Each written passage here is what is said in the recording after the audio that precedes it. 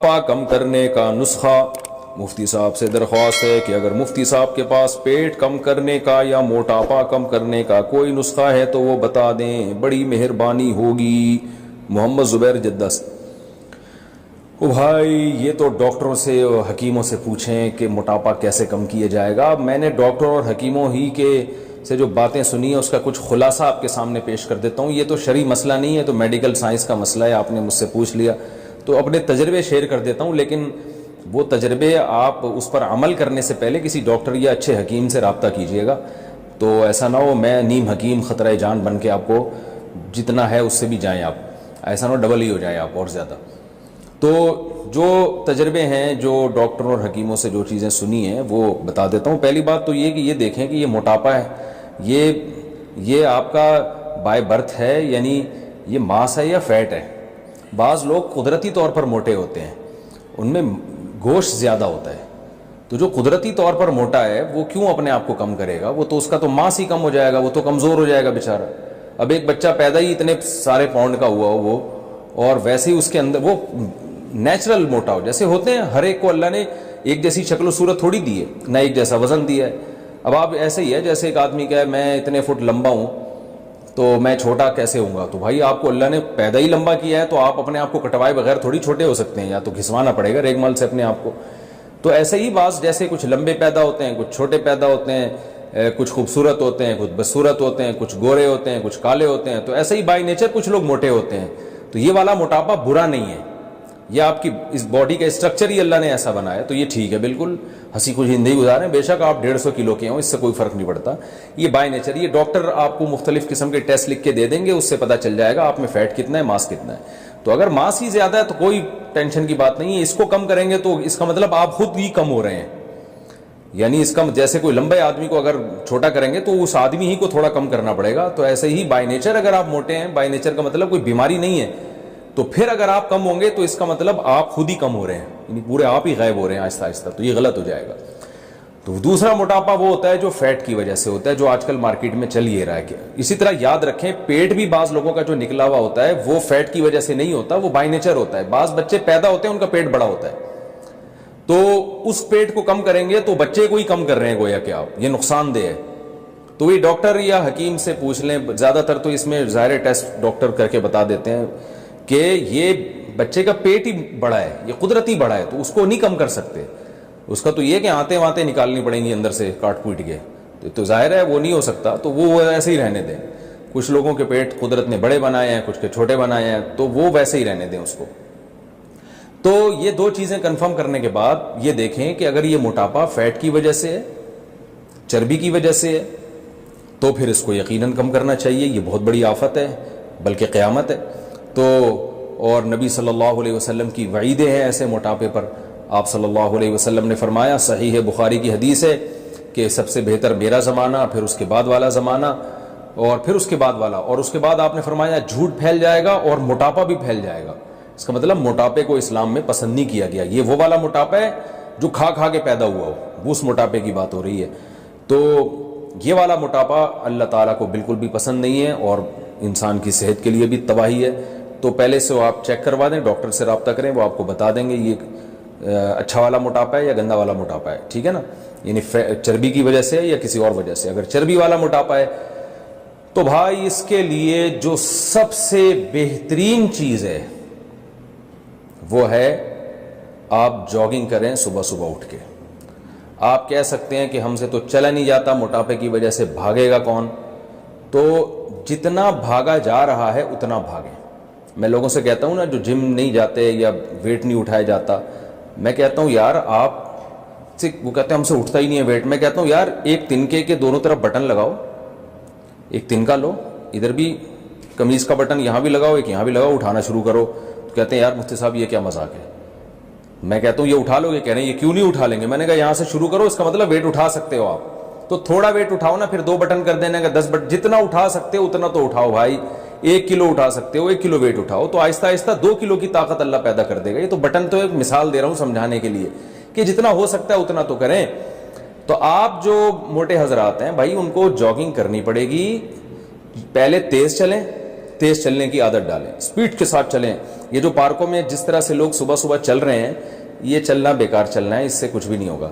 گپ شپ لگاتے ہوئے جا رہے ہوتے ہیں اور کوئی اسپیڈ ہوتی نہیں ہے ان کی, تو اسپیڈ کے ساتھ چلیں اور باتیں نہ کریں اس دوران. جتنا تیز چل سکتے ہیں اور جتنی دیر تک چل سکتے ہیں چلیں, سانس پھول جائے تو یہ آہستہ آہستہ لاشعوری طور پر آپ کا اسٹیمنا بڑھنا شروع ہوگا. اور جب چلنے کے عادی ہو جائیں تو پھر اس کے بعد ہلکی ہلکی جاگنگ شروع کریں, ہلکی ہلکی. دیکھیں کتنا دوڑ سکتا ہوں, جتنا دوڑا جا رہا ہے اتنا دوڑ لیں. تو پھر نوٹ کر لیں بھائی آج میں اتنے منٹ دوڑا, جاگنگ کی ہے میں نے. اگلے دن کیا کریں, ایک ہفتے تک اتنے ہی منٹ تک. دیکھیں گے ایک ہفتے بعد آپ کا اسٹیمنا بڑھ چکا ہوگا. پھر 1 منٹ اور بڑھا دیں, پھر 1 منٹ اور بڑھا دیں. پھر ایک دن آئے گا آپ آدھا گھنٹہ بھاگیں گے. پھر انشاءاللہ ایک دن آئے گا آپ یعنی بڑے آرام سے 35-40 منٹ تک بھاگ سکیں گے انشاءاللہ.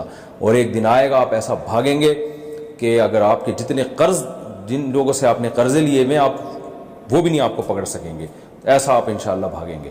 تو ویسے اللہ ایسے بھاگنے سے بچائے. تو ایک تو یہ کریں آپ, اس سے بہت فائدہ ہوگا.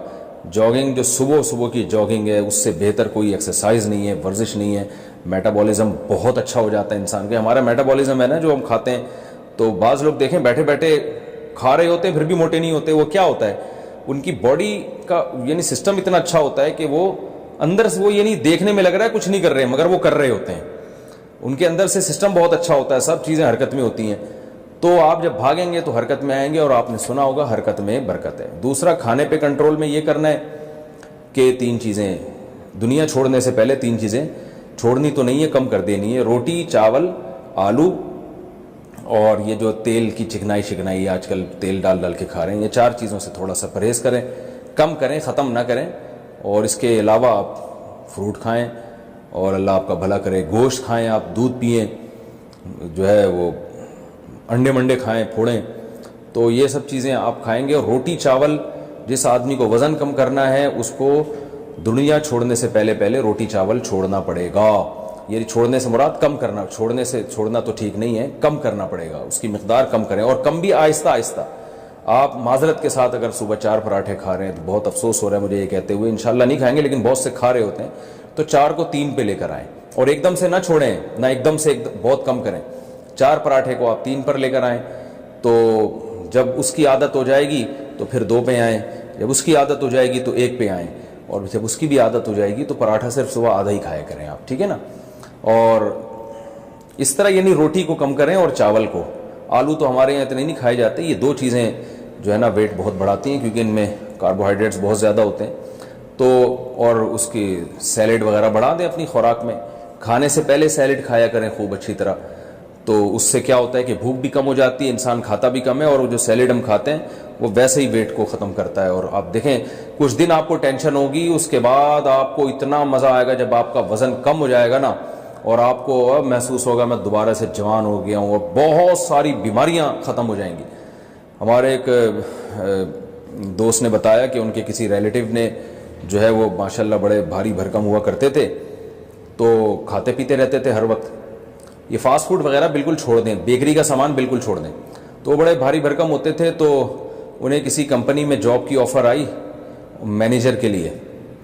تو ان کے والد نے اپنے اس بیٹے کو جو موٹا ہو گیا تھا کھا کھا کے, اس کو تانا دیا کہ کم بخت تو اپنے منہ پہ تو کنٹرول کر نہیں سکتا, تو درجنوں ملازمین پہ کہاں سے کنٹرول کرے گا.